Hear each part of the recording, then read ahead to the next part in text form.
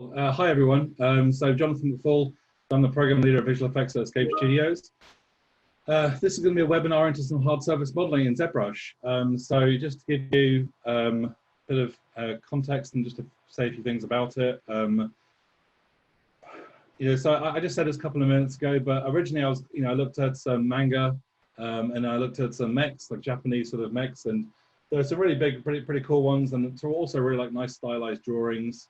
And I just thought that these would be some quite cool shapes to try and show you how to model. And then I realized that, some of these parts are quite complicated, and I mean, you can still use the same techniques to make these parts, but I just figured maybe a better tutorial or a webinar if I just chose a slightly simpler mech and then tried to make the whole thing, So I went to ArtStation, and so, for example, I went to ArtStation and I typed in mech. Oops. Okay, so I typed in mech, and then basically I tried to find, a mech that I thought was had some interesting parts and would also show some interesting sort of modeling techniques which I use every day. And then, something that wasn't too complicated, something you guys have a go as well. So obviously, I'm just going to run through this, but feel free to, try these techniques after, yeah. So just a small disclaimer, this is a live thing, so things might go wrong. I don't, claim to know every single hard surface modeling technique that there is. But I know quite a few, and enough to sort of make whatever I want to make. Okay, cool. So I basically chose this image here by Yigit Koruglu, and I basically saved this and opened that with Quadro. Okay, so just in case you never used that before, you could right-click onto an image, and then, so I could right-click on something. I go save image as. Okay, make sure you remember where you're saving it. And then after that, if you downloaded a program called Quadro, I always forget how you spell that, but I got that right this time. So if you go to Quadro and then Crawl Games, and then so this one here, and then if you click onto download new for free, then you can click onto download for Windows or for Mac. When that downloads, it's just a simple app, exe file that you can click onto. You can then put that onto your desktop. Sorry, going to crash for a second. Like I said, it's a live thing, so things might go wrong. But anyway, once you've basically got it, you can then click onto Quadro. One second, I'm just going to close that for a second, just so I can start from the beginning. So once you have this on the desktop, you can click onto that, and then go run. Again, if you notice how to do this already, then we'll just watch. Yeah, click onto Quadro. Oops, click onto Quadro, and then go to add local image, and then choose the image that you want to make. So I'm going to choose this one.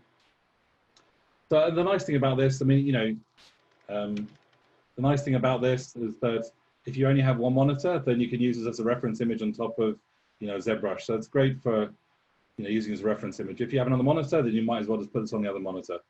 Anyway, another thing to avoid ZBrush going on top of it, you can click onto it and then just go always on top. Of course, now we can use this as a reference image. You can also use the mouse wheel to kind of go on top. Great, so once we got that in there, and that's the reference image, I wanted to try and model this using some hard surface modeling techniques in ZBrush. Well, this is what I made. It took me about, an hour and a half. And that's the amazing thing about ZBrush, is that, you could not model that in Maya. You could easily model that in Maya, but maybe in a day or 2 days, probably a day to be honest, but not in an hour.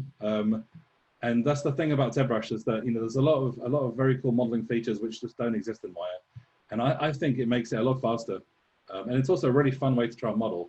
So it doesn't mean that you have, from now on, you have to model everything in ZBrush, but if you're modeling something in ZBrush, rather than thinking, oh, I have to go back to Maya to add a few hard surface objects, you can just model those hard surface objects inside ZBrush directly. And that should just help speed up the workflow. So rather than stopping and starting ZBrush, going to Maya, modeling something, then exporting it back to ZBrush, you can try and keep everything inside ZBrush. So which is great for the workflow, great for modeling, great for concept, because you don't have to stop what you're doing. Anyway, cool. So how did I do this? Let's start again. So I'm going to start again, and we'll kind of see how far I get after about 40 minutes. I can't imagine I'll be able to do it within 30 minutes, but I should be able to get pretty close within 40 minutes. And again, I'm going to go relatively quickly. This is more like kind of a taster of how to do everything, rather than sort of a tutorial where we're stopping and starting and explaining everything. Okay, so I'm going to go to Document, New Document, and go No. I'm going to start again. Cool. So I'm going to click onto. Okay, so just like modeling in any other modeling program, okay, we want to look at sort of primitive shapes, and then think, you know, this like most objects that kind of exist, you know, especially hard surface objects have mostly made out of sort of primitive shapes, and you know, those consist of spheres, circles, you know, well, and you know, angular things, hexagons, triangles, cones, that kind of thing, cylinders. Anyway, so I'm going to jump ahead and demonstrate how to make a few of these different things. So I'm going to go to Subtool, I'm going to Append, and I'm going to do a cylinder. So I'm going to start off. I'm going to make all of these with primitives. Okay, so I've got to go to the primitive and delete the first one. Keep it simple. As soon as I want to try and make something like this, I don't want to keep this low poly. I'm going to get rid of perspective as well, otherwise it's not going to work. Okay, I mean, it will work, but when I chop through it, it's not going to be accurate. So I just subdivide it 4 times, going to go delete lower. I'm going to change, okay, that's fine. Cool, so I'm going to over here, so I'm going to make this a bit smaller. I don't need to have this big the whole time. If I hold down Shift and Control, okay, I can change this here to curve, and this one, so this one here is set to curve, and then this one here I'm going to change to trim curve. This is great. So what I do, if I hold down Shift Control now, I'm going to make sure it snaps to a sort of orthographic view. And if I hold down Shift Control, I can draw a straight line. If you hold down Shift, it will kind of snap to that sort of horizontal line, so I can know if it's straight. Once you've drawn the line, oops, so backwards. Once you've drawn the line, you can use the space bar to adjust it. Let go, then chop that off. Why am I doing that? Because I don't want to keep the sort of soft edges at the bottom. Okay, chop that off as well. Cool, so now I basically have the front part, and just to show you that's round now. So if I hold on Control now to go to the mask option, by default it's set to this option here, which is actually kind of what I want. So if I hold on Control, draw a box now over this, and if I hold on Control and click on the background, I can invert that, and I can press W. Then that takes me to the gimbal transformer node or tool, and move this over here. That's roughly what I want. Again, I'm not getting the scale exactly right. I'm just showing you how to model. You could always spend a little bit longer and try to, you know, get things more accurately, but I'm just going to scale this part in now. This part is flat, be flat, maybe look a little bit softer like that. Again, if you have, once you have a mask, if you hold on Control, draw a box in the background, get rid of the mask. So once I've done that, I've obviously stretched a bunch of polygons. So I want to Dynamesh it after that. So I'm going to go Dynamesh, so that's geometry, Dynamesh, change that to about 200. Click on the Dynamesh. You know, this number here is going to get bigger, but we want to keep it relatively low. Around 200,000 is fine. So I've Dynameshed it. That's fine.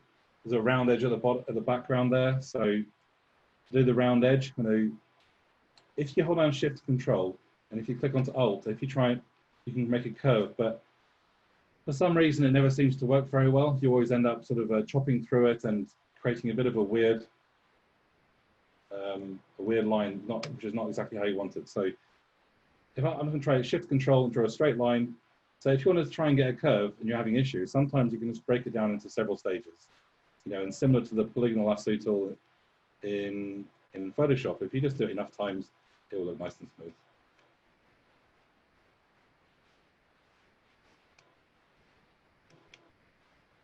So I realize I'm speaking relatively quickly. This will be recorded, hopefully, and then you'll be able to watch it again several times. Cool, there you go. A nice kind of smoother angle on the back of there, in case you want it to be smooth. Now these sort of punch in these holes in here. These are typically quite annoying to model in Maya. It's not that difficult, but I mean, you know, there's much quicker ways. So if I just go to Subtool, and then go to Append, go to a cube. I press W, squeeze this down. Again, the measurements I'm not too bothered with. I could always, it's more like the process which I'm showing you. So I'm not going to make the measurements exactly correct. But that's kind of quite high up there. And then after that, if I just duplicate that and then press W, move that down there.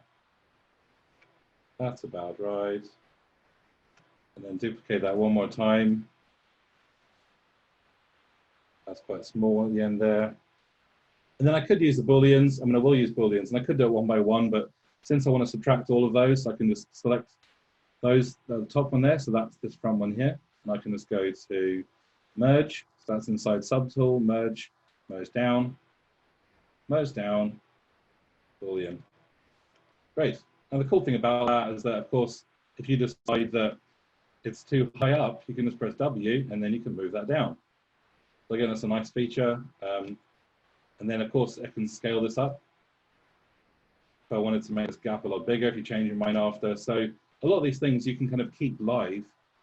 And then eventually, when you're very happy with it, then you can kind of create one shape out of it. But you don't have to do that straight away. We can kind of keep it live for a while. Cool. Okay, so jumping onto something down here. So if I wanted to create something like this, how would I make this? And then, well, this is, you know, this shape here is similar to this shape. So I could duplicate this one and then move it down there. But then this one's got a bit more of a roundness to it down here. So instead, I'm going to try using a sphere. So I'm going to take the sphere and then I'm going to kind of scale it down. Oh. Something that ZBrush isn't that great on is basically like, you know, adjusting things softly but gently. Anyway, so I've got the sphere there. I'm going to go to geometry, divide, divide. So at least there's a bit more geometry. Click onto delete lower so I could chop it a bit off if I want to. But yeah, you can't use command draw. And if I hold down Shift Control to try and chop something off, it doesn't work if you've got subdivision levels. Okay, so you can just delete lower and then you can chop something off. Cool. Okay, so I think also the shape of this, the top one is a bit wide. So I'm going to select the top one. And then press W and make that make that a bit more like this sort of shape. And then in the process of doing that, come on. Process of doing that, I kind of lost the shape that I wanted at the front. So I'm just going to mask this all the way to there. And then since I've masked this area, if I then click onto this part, it'll pop back to the front, but that's not where I want it either. I'm going to click onto this to open it up and go over to here, close that, and then have that a bit more like this. That's a bit more like the shape I wanted to make. Cool. And then of course that might mean I need to select this thing here and move it backwards. But again, that's the cool thing about modeling in ZBrush. I made adjustment and I can just go back and adjust this because everything is still live. Okay, so that's a pretty cool feature. Great, so now that I'm going to adjust this one.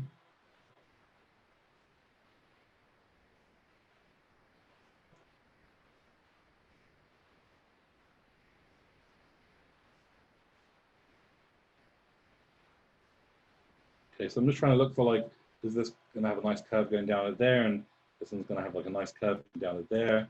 I'm just going to leave it at that, and we're going to try and make it 100% perfect. I could, of course, just start going in with the move tool.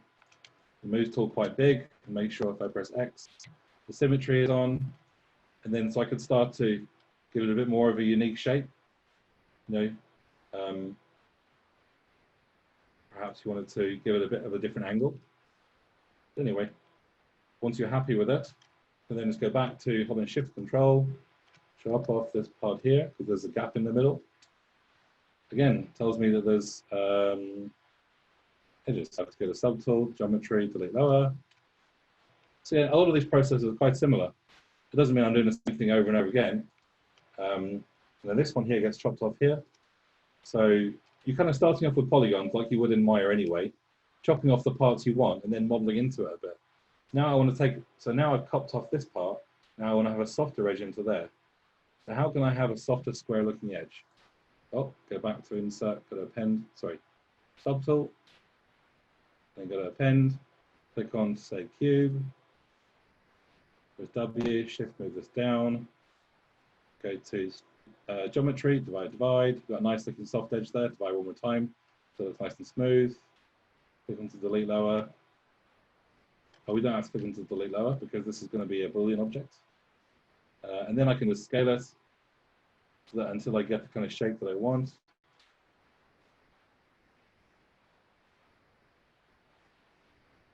And then,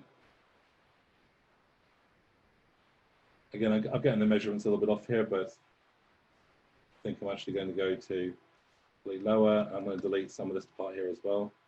So it kind of angles off.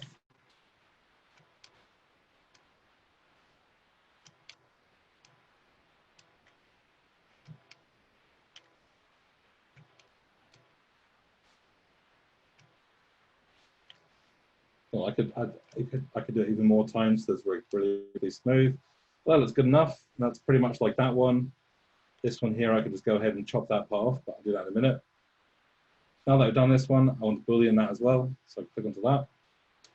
Great. And then this part here is a bit too long, so I can just select that one, chop that off. There you go. That's not bad. I'm going to put a sort of very generic shape in the middle. I'm just going to go to Upend, add a cube. And we're looking for time, 16 minutes. Okay, not bad. Okay, I will try and make the whole thing within another 15 minutes. Pushing it, but I mean, that's just, you know, that's kind of showing you the speed that you can work. And again, sorry? Smashing it. Smashing it. That's the way I work. Yeah, you know, a lot of these techniques, it's a bit slow in the beginning, but if you just try, you know, use these techniques and model a whole bunch of different things. You know, look at to model. Don't, you know, I think the best way to learn is just to model a whole bunch of small, short, smaller, simple, you know, so try, rather than making a whole mech, start off by making the leg, you know, and then after that, try to do it as quickly as you can. And then after that, try and model the leg. And then once you're confident with that, then try and model a whole thing. It's a bit daunting in the beginning, model a whole thing. So just start off with smaller things. Anyway, so I've chopped off this side. I could chop off that side, but then it won't be symmetrical. So I'm looking at the front. You can see I got the front of the face there. So I can just go to geometry, modify, click onto mirror and weld. There you go, so that part's symmetrical now. This part, yeah, this part's going to keep quite simple. Great, so now what else can I do? How can I make this part here? Well, this part here is like a sphere. This part's like a sphere. It's also a bit like a cone. And this part, okay, so I'm going to start off. Well, this part, it looks a bit rounded, to be honest. So I'm going to start off, and I'm going to go to Append, and I could use a cone, but then a cone's not rounded. We could, I'll show you another way in a second anyway. So that one here is going to go about here.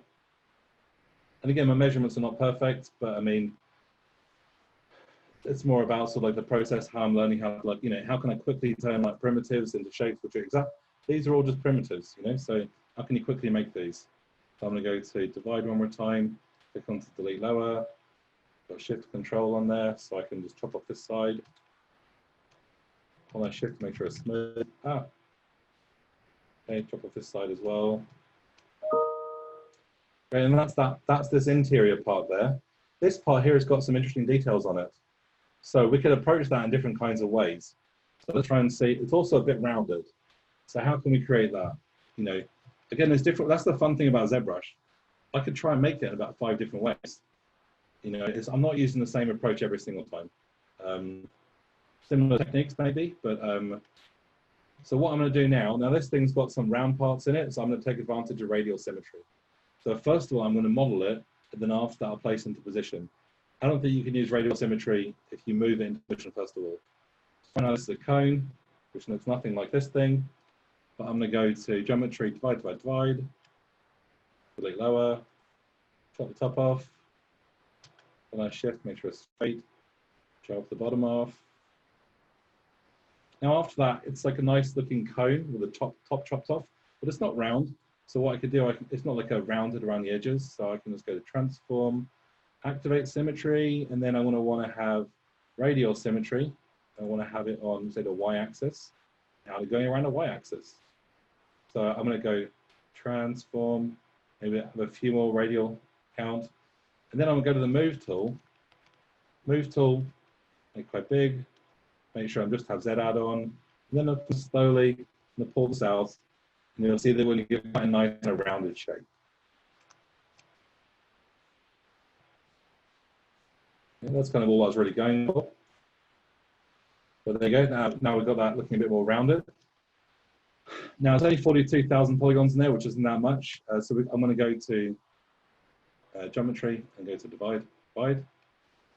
Now looking at this, we've got like 1, 2, 3, 4, 5, 6. So there's probably about 10 of these little dots going around it. So just in case you're further away, there's about 10 of these things, maybe 12 of them. So I'm going to transform. So this is one way to do it. I could go to the clear build-up brush, and again turn on our symmetry there already. Sorry, 1 second, lost my Wacom pen. When you're doing hard surface modeling, you really don't need a Wacom pen a lot of the time. So I'm kind of jumping between a pen and a mouse. Cool. So once I got this, these are kind of like holes. There could be nails sticking out. I think they're holes there. Anyway, so I could just like punch that hole into there, and by the time it's quite small, that's that could work quite well. But I just, another way that I could try and do this. So if I just go to Subtool, go to Append, click on the cylinder, and this way is kind of better because you get a bit more control over the look. Okay, so what I'm going to do is, I'm going to use this part to chop a hole, divide it a couple of times so it's nice and smooth, and then I'm going to go to the top view then. And this part's kind of, maybe there's another way of doing it, but this is the way that I like to do it. So what I want to do, okay, it's way too big. So I'm going to make this a lot bigger and then a lot smaller. And again, the size of this we can adjust after, which is pretty cool. I'm just going to leave it quite big so we can see it. And then, so once it's there, what I'm going to do, I'm going to drag this way. Now I'm kind of forgetting where the pivot point is. I want to remember where the center is. I'm not sure there's another way of doing this, but if I just drag it this way, if I look at that number, okay, so I'm going to try and, I don't think there's a more accurate way of doing that. 1 second. So I'm going to drag it this way, and then I basically, the pivot point I'm going to put on, if I can get that to 8, that's pretty much 0.8. But as close as I can, there you go, that's 0.8. Okay, so after I've done that, I can click onto this, and I can move that back 0.8. That's about as close as I can get. I can close that one. It's great. So now I can pivot this around there. Okay, so now that I've done that,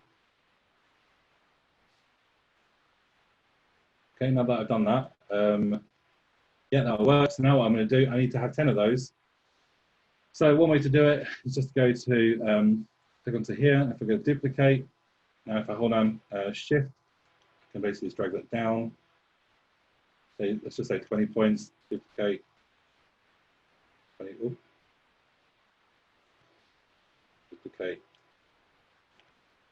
duplicate. Holding down Shift so it kind of snaps to a number that you can remember. I could use an array as well, but anyway, there are several ways you can do it. The array is probably the better way of doing it. I'll have a go in a second using the array, see if we can get that to work as well. So this works pretty well as long as you don't find it taking an extra few minutes.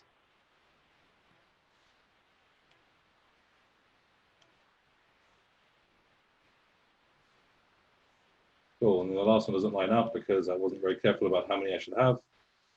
Anyway, I'm just going to delete that one.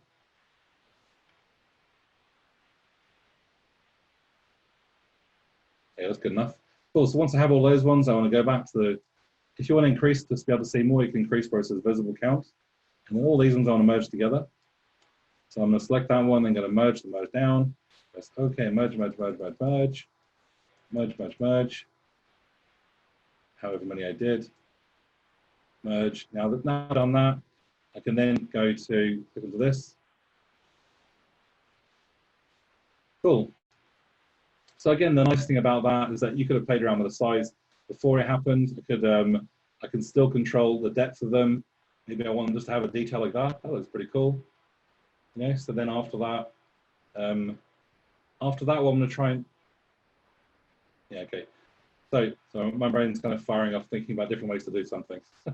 Anyway, so at one point, you know, we might decide that actually we want these two things to be connected together. Okay, so you can't just merge them together, you need to Boolean them together. Now, if you Boolean them together, it'll Boolean all these things together. So a slightly annoying thing you have to do is to go, so I'm on the up, this is the upper object, and then the Boolean one is kind of the Boolean object. So I have to go to the upper object, and then I have to click onto one of these tools here, and go to Append, and then click onto that, and I'm going to go back to the project, and go to the Boolean, and then go back to this one, and then go to Append, and select that one, delete the first part. Cool, and then after that, now I can Boolean this. Now, before I Boolean it, sorry, it is Boolean already. Before I make a mesh out of it, I'm going to save it, because I know it likes to crash. So, webinar. Save. Cool, so that has just saved it. It just, cool, so that's saved that. Actually, just going to go ahead and save this in advance.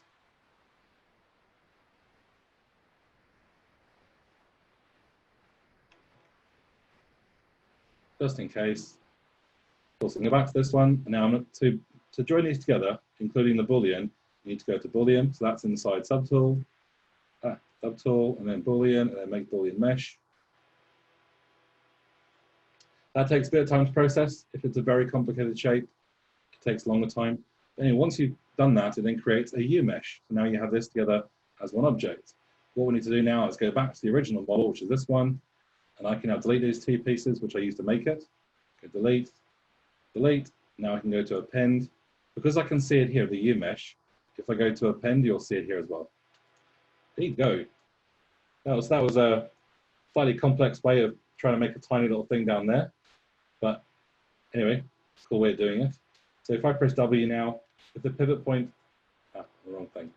If I go to this one, if the pivot point is not on the object, you can click on this little point there. Hold on Shift. I normally hold on Shift when I'm rotating everything, just to know I'm getting it to the right angles.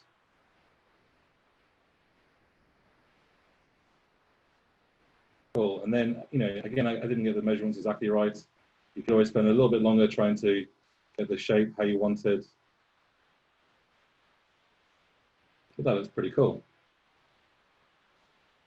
And you know, again, these are kind of techniques that if you're doing it, you know, it'd be great to sort of mix a bit of organic sculpting or for environment, something like that, with some hard surface modeling.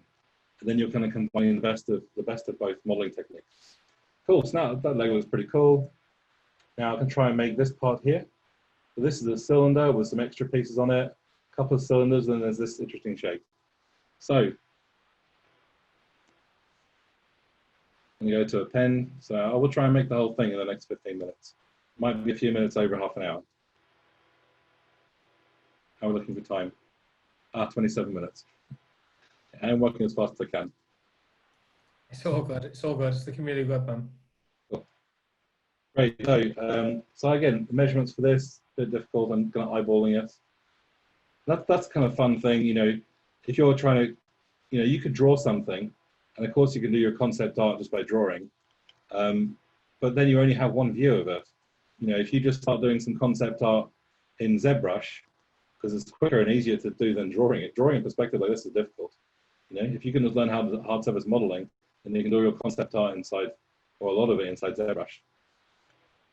And then it's a lot faster. You get different views out of it. You can put different materials onto it. You can light it. There's basically a lot more you can do with it.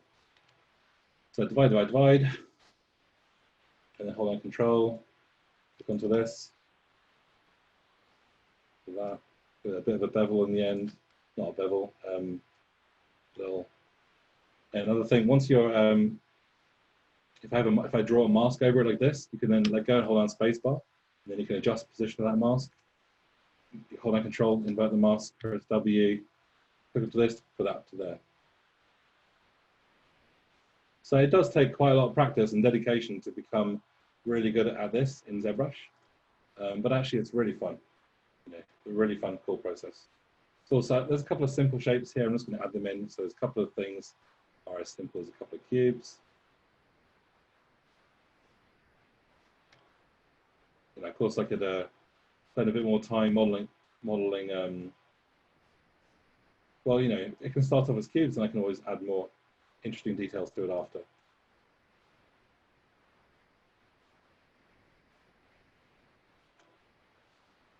Cool.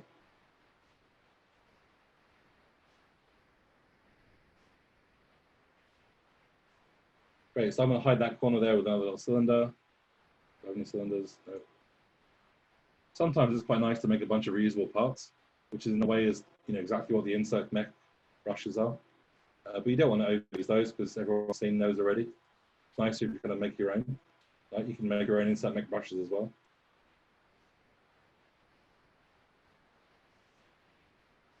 You know, with a bit more style than the generic kind of screws and cogs and things. Cool, so that's going to pop over the edge there. I'm going to go to geometry, divide, divide. Are there any comments, by the way, so far, Ollie?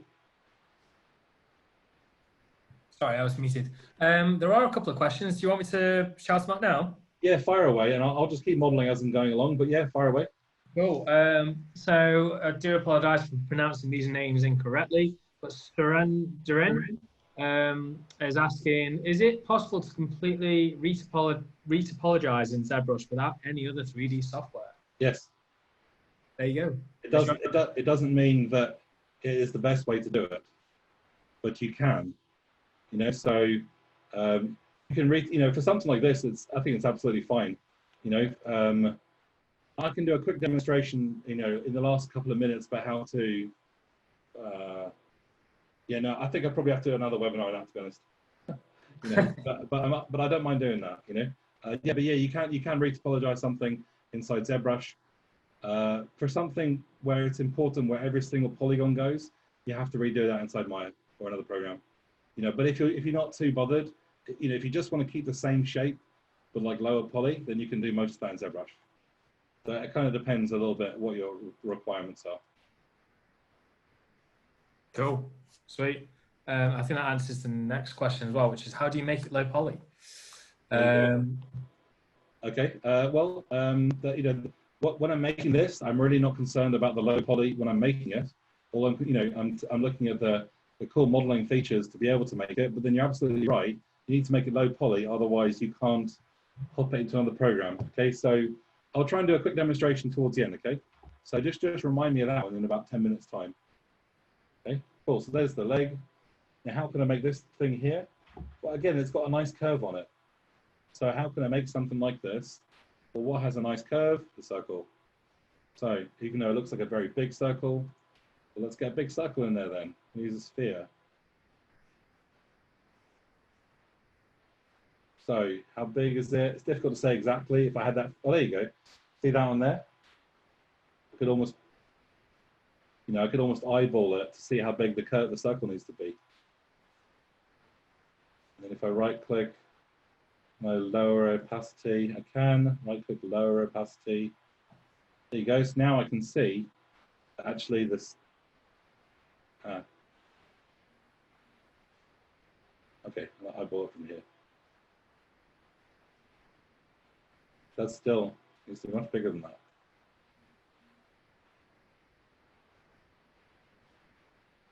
Even that is probably not. That is annoying.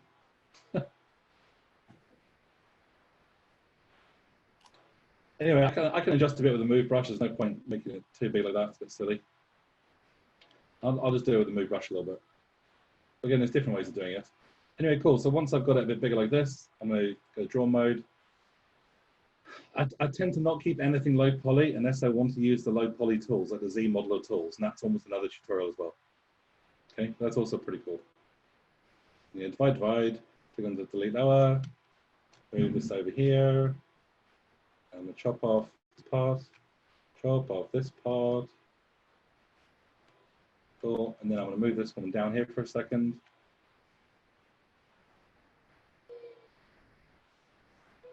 Move this one down here. This part here is almost straight, to be honest. So what I'm going to do, I am going to, did I click into delete? No, I didn't. So I'm going to click into this one. I'm going to duplicate. So I got two of these. Explain why in a second. And then the first one, I am going to chop like this. Where do I want it to be? Actually, the way I did it earlier, I quite liked. So I duplicated it, and then I basically, oops, scaled it up this way to make sure it covered the edges. And then this one here,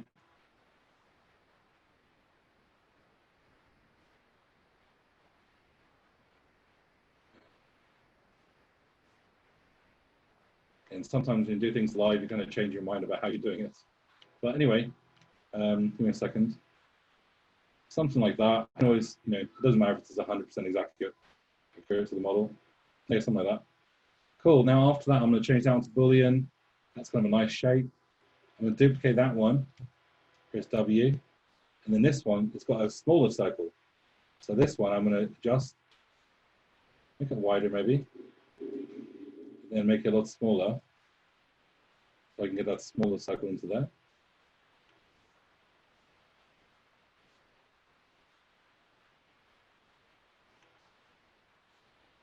And then that's something like that.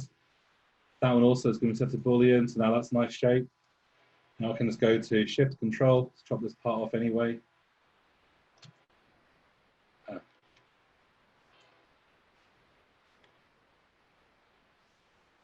you go.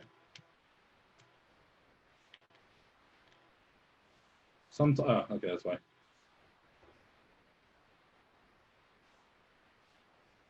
Sorry, sometimes when you're working really quickly, you kind of forget what you're doing for a second. It's not working. Okay. If somebody's not working, oh shit. Pardon me for swearing. Sorry. All right, we didn't. We can cut that from the recording. Only swear once, so it wasn't that bad. Cool. Anyway, so yeah, so this is an interesting shape. Again, I'm gonna pop it back into here. It's just gonna make it easier to.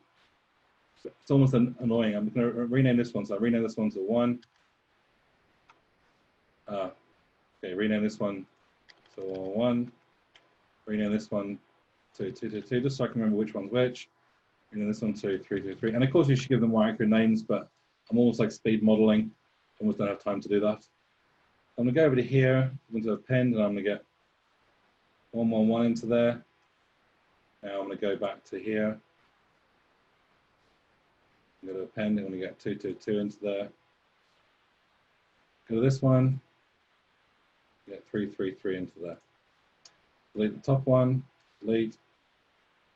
Cool, and then these ones are set to Boolean. Cool, so I've got that shape, it's quite nice. Now I'm going to go to Boolean, make Boolean mesh, and then put it into there. Go back to the model now, delete all these objects, delete, delete, and go to append, get that back into here. Now that they're all one object, I can then just chop it off. So a bit of a, you know, bit of a headache maybe to do all that. I mean, you got, you know, it's just like a fun process, you know. It's a lot faster than other programs as well. This has got like a nice angle to it as well. So this is interesting. How can I create this angle here? Okay, so I'm looking kind of from the front view, so it's a little bit different to this perspective. How much time do we have, Ollie? I'd say if we could wrap up this in about 7 more minutes, and that'll just give us about 15 minutes of Q&A. That'd be okay? Yeah, for sure. Okay, I'll try to, yeah, about 7 minutes. Okay, I'll try. Don't waste too much if we go over. Cool, it won't be too much longer. It's just worth trying to finish off a few things. Okay, so this, how can I make this edge? Well, I always do the same thing. I go to duplicate, duplicate, duplicate, and then I hide the bottom ones. Okay, and then on this one, I'm going to chop off this part, so I get that angle. Even more than that, because literally like this. And then I'm going to bring that one back, and then I'm going to go to the angle, and I'm going to chop off that one. Now I've got several pieces in the same place basically, and almost like cutting them apart, almost like a jigsaw puzzle, and I merge them together to create the shape that I want. And then this one here,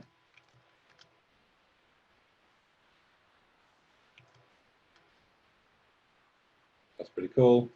And then this one here,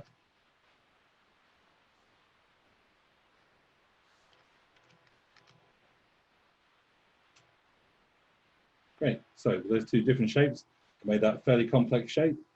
So I just have to merge those two together now. So merge, merge down, delete the ones I don't need, delete, delete, delete, select that one, and then go to geometry, and go to Dynamesh.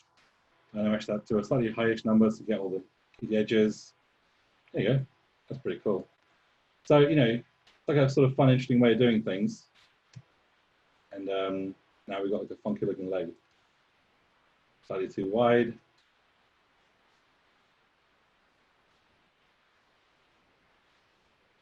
Cool. So now what I'm going to do, just to show you, you know, so what can I do after this? Since we're trying to finish this off, and since I don't have time to do it properly, I'm going to save this. I'm going to save this for a second. So, you know, a lot of the time I'm trying to work as fast as possible, just to try and make deadlines. And if you're trying to show someone the concept as quick as possible, sometimes you don't have time to model it perfectly. You know, if the concept gets approved, then you can go ahead and model it perfectly. You know, but before then, you're just trying to get the ideas out, and when you're doing that, you want to work as quickly as possible. Anyway, so I'm going to merge all these things together. Merge Boolean, I want to keep these Booleans though. So I saved it just in case it crashes. I'm going to Boolean, make Boolean mesh. Okay. This orange line goes across here. Try to keep it low poly, but you know, so this is still 1 million for the whole thing. But at the same time, low poly, but still looks smooth. Okay, so now I've got this here. So this whole thing now is now one model. That's good and bad. Let's try and work, you know, let's just try and make it work though. So right now I can go to the front view, and I can go to geometry, and I can go to modify, mirror and weld. Excellent. And now I can go to subtool, duplicate, and then I can go to deformation, mirror in the Z axis. Cool. I can mirror that back that way. And then I can just chop off the parts I don't want, if there are any.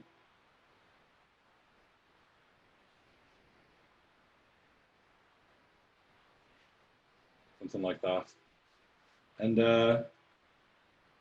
that's not bad for like 40 minutes. You know, there's a little tailpipe there, which I thought of, you know, how can I make that quickly in ZBrush? That's interesting. I can make that with 3 circles. Then we're done. Okay, so append, and I can go to a sphere. And then I can select the sphere, go to subtool, geometry, divide. And so what I'm going to do, I'm going to put this almost like a big, well, I say cheeky exhaust pipe. I don't know why it's cheeky. Okay, so I'm going to delete lower. I'm going to go to duplicate, duplicate, duplicate. Okay, so the first one is supposed to be an exhaust going into the car, whatever this is. So I can go to draw. That's now a pipe going that way. Then I can go to this one. That's now a pipe going that way. Then I can go to this one.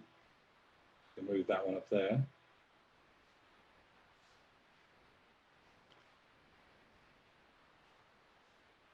There you go, it's a little exhaust to the back. And I can merge those things together. So merge down. And then merge down. Get rid of that. Dynamesh those things, make them a bit smoother. Dynamesh. Cool. There you go. That's some heavy duty sort of speed modeling, quick as I can. You know, we did some interesting things. Kind of went over quite a few processes. Not everything, of course, but for half an hour, you know, I can't go over everything. There's different mud techniques for sort of doing paneling and that kind of thing. There's also, you know, we could look at a whole range of different kinds of mechs, but you could use these same techniques to make almost everything. Of course, there's more techniques to look at, but you could use similar techniques to make almost everything on there. You know, so once you start combining that together, these techniques together with some sort of organic modeling, then you can create some really cool looking models. You know, whether that's for production or concept art, you know, for VFX or games or advertising or illustration.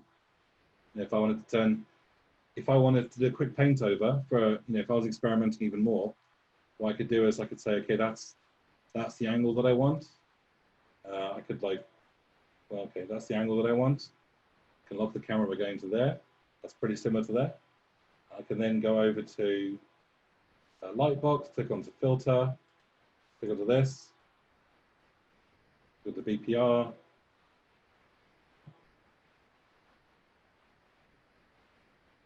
You know, you could then save this as a JPEG. You could put that into Photoshop. You could paint over on top of it, so you can play around with color schemes or like where some other detailing might go. You know, it's quite fun to sort of play around. Oh, sure. You can play around with different kinds of some of these. Give quite a kind of cartoony look, but sometimes it's quite fun to play around with a whole bunch of these and export them all, and then after that, you know, collage them together in Photoshop, do a paint over. It's a nice way to sort of get something in perspective. Much quicker. So I modeled all of this within 40 minutes, and I don't think this did not take 40 minutes to draw. Again, I'm not saying it's as good as this, but I'm just saying that it's in perspective. I can adjust things. I can change whatever I want very easily, as opposed to having to draw the whole thing again. You know, so from my point of view, it makes so much more sense to do everything like this in ZBrush to start off with. Cool. Anyway, there you go. Any questions? I thought I'd turn my camera back on so you can all see me again. There are a few questions, yeah. So we've got a question, 2 questions from Andrea actually. Is the majority of the model made in the studios modeled in ZBrush? Well, I'd say they're probably all modeled in ZBrush and probably also all modeled in Maya as well. You know? Would you say that ZBrush is a must-have skill?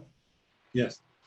Yeah, I think it kind of, Maya is amazing at modeling. You know, there's no sort of doubt about it. And if you're going to make some, if you have the design already, then yeah, sure, you can go ahead and make it in Maya.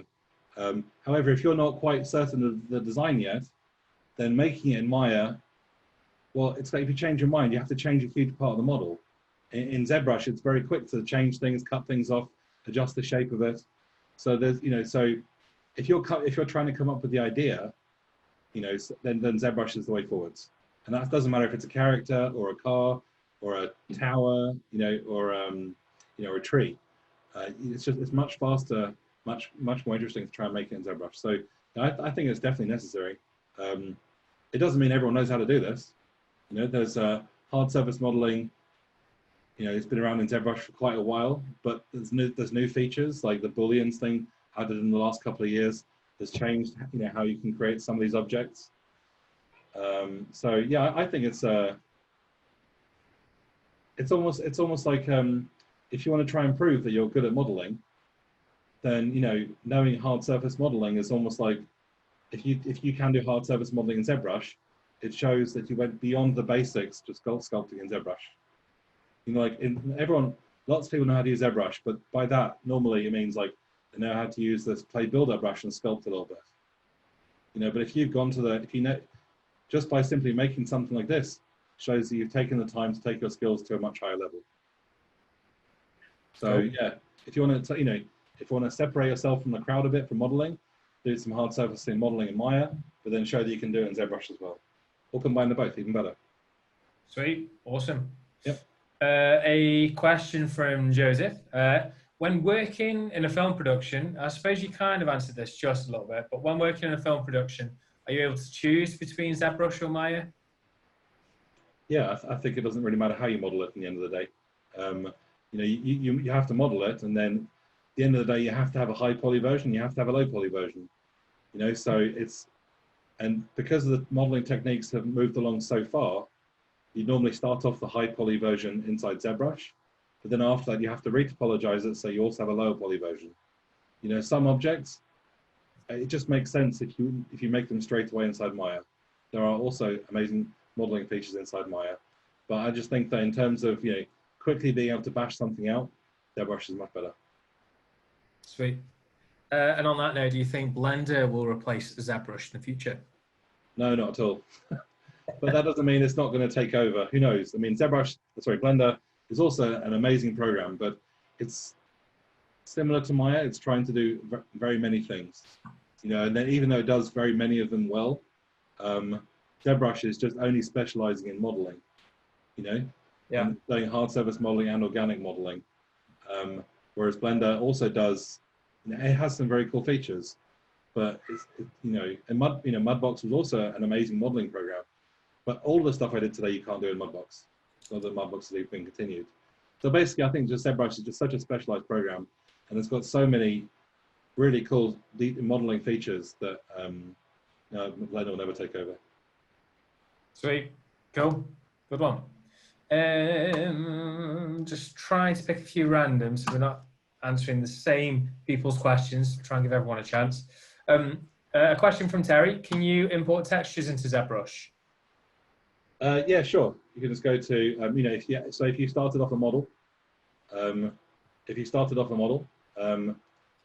you can just go to, should be able to go to texture map, and you can click onto this, and then you can import a texture map, and that will load whatever texture. So to do that, you can't import a texture into ZBrush unless you have UVs already in ZBrush. So if you, it kind of depends. There's many different ways of working basically. If you made it in ZBrush, and then if you do the UVs inside ZBrush, then you won't have a texture that fits it. You know. However, if you made the model in Maya, and therefore, you know, or in Maya, and then textured in Substance Painter, and then you did the UVs for it in Maya, then yes, you could, and then you put in the Substance Painter and textured it. You could then export the textures and then put it into here, and then it'll fit, providing you have UVs. Yeah, you can also texture inside ZBrush as well, but it's not. It's more like the ZBrush. The features for ZBrush. One second. One second. So I'm on this object here. Oh yeah. Yeah, you know, I'd have to prepare another sort of lesson about sort of texturing and stuff in ZBrush. I mean, you know, the texturing in ZBrush is amazing for sort of detailing. It doesn't compare to the texturing that you can do in Substance Painter. But it's great. It's amazing for, you know, if you want to make this thing look a little bit old, battered and worn, like it is here. You know, here you've got textured details. If those are like big holes and dents, and you need to model them. If they're just small sort of surface scratches, then do it as textures in Substance Painter or Mari, whatever you're doing. Yeah, any other questions? Sweet. There is another question, and it's about texturing again, but it's written in capital letters, so I should ask it before I get told off. Please, this one. What about cavity map textures? They are very essential to reach photoreal render. Or are they very essential to reach a photoreal render? Well, no. Good question. You know, you can export if you go to.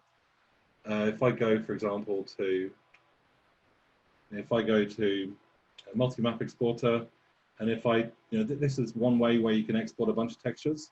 And again, I think this whole process has changed a little bit. I think in the past you would model something inside Maya, and then you would put it into ZBrush, and you would scuff it up a bit to give it some sort of details around the edges, you know, and then adjust it a bit. And then because of that, you would then need to export the displacement map, say normal map, and say cavity map, and then put those into Maya, so you can sort of fine tune how it looks inside Maya. I'm not even sure you really need to do that these days, because you now know, and rather than doing that, you'll now make a high poly mesh, and then you'll make a low poly mesh. You'll then put that into Substance Painter, and then you'll texture it all inside Substance Painter. And then in Substance Painter, you can then make as many maps as you need, way more than just what this gives you here, the cavity map. So yes, you're absolutely right. It's important to use things like the cavity map, but you can generate these things a lot better in Substance Painter, because again, that's a program that specializes in texturing. It does everything with texturing. So it gives you much more options than just a couple of basically maps here. Cool. Yeah. Awesome. All right. So again, we are running very much out of time now. Yeah. Let's see if we can pick a few different ones. Alfie is asking, would you say ZBrush is easier or harder to learn than Maya? Good question. That's kind of difficult to answer, because like, Maya is such a massive program, and you can do almost anything in it, from modeling to texturing to lighting to effects to animation. And so no one knows all of those things anyway. You could spend your whole life learning all of those. So, you know, if you were to learn sort of modeling and texturing inside Maya, you know, as opposed to learning modeling, sort of sculpting in ZBrush, which one is harder? You know, if you want to get into this industry, then learn both. There's, you know, it's something you're not going to learn it all in a week. You're going to learn it all within you know, you'll learn a good chunk of it within 6 months if you try very hard. But in reality, it takes everyone a couple of years to learn all this stuff. And, you know, so in those couple of years, you can, you know, you spend time looking at Maya, spend time looking at, you know, ZBrush, and you have to sort of, if you want to be an expert in anything, you kind of have to spend about 10,000 hours doing it. You know, it doesn't maybe 10. You know, I pulled that number out of the air. So I remember hearing it once. It's either 1,000 hours or 10,000 hours. But no, basically, I think 10,000 hours. I've heard the same thing. Yeah. So if you want to be an expert in sculpting, start doing 10,000 hours now. And by the time you finished, you'll be an expert in sculpting. You know, there's no doubt about it. But you can't spend 10 hours on it and then be expect to be the top industry person. The people who are the best are the people who do this every single day, sort of 5 hours a day. They'll be geniuses at it, no doubt about it. So it's kind of like, what do you want to put your time into? You know, do you like the idea of concept artwork, and come up with ideas and also really cool models, and also working in game, you know, because again, ZBrush has been used to make every character for film and games, not every single one, but a lot of them. And so just try and think about, you know, which ones you want to learn. Well, think about the kind of jobs you want to apply for, you know, and then look at the criteria that those jobs are asking for, you know, and then you know, if it's modeling, they're going to say model Maya and ZBrush. And then after that, you now know that you need to learn how to model in Maya and ZBrush. So kind of almost work backwards. So think about, do you want to work in games? Do you want to work in VFX? Do you want to work in advertising or illustration? And then think what are the job requirements? And then after that, think about what the programs need to learn. Otherwise, you could spend the next 10 years learning ZBrush and then realize that actually you need to learn Unreal. You know, so there, yeah. Anyway, any more questions? Can we do one more question? Is that okay? Of course. Because I'm really interested in this one as well. Unreal Engine 5 recently showed that models with billions of polygons. Yeah, amazing. The game. Will retopology no longer be needed in future video games? No, I think it will still be necessary. You know, that from what you know, I spoke to several people about that already, and you know, you'll still have to optimize things. But again, I don't have any hands-on experience yet of sort of Unreal 5, so I can't really say. I just think that you'll still need, you know, you'll probably still need to optimize things to a certain level, just like you do for film, just like you do for games. It's like, you know, as soon as someone says you don't need to optimize it, well, you know, if you suddenly add 1 million more things, then yes, you probably will have to optimize it. You know, so if you want to scale it up and make it even bigger, even better, then at one point you have to start optimizing it, I guess. But we'll see. It's exciting. We don't know. We don't know yet. Amazing. Awesome.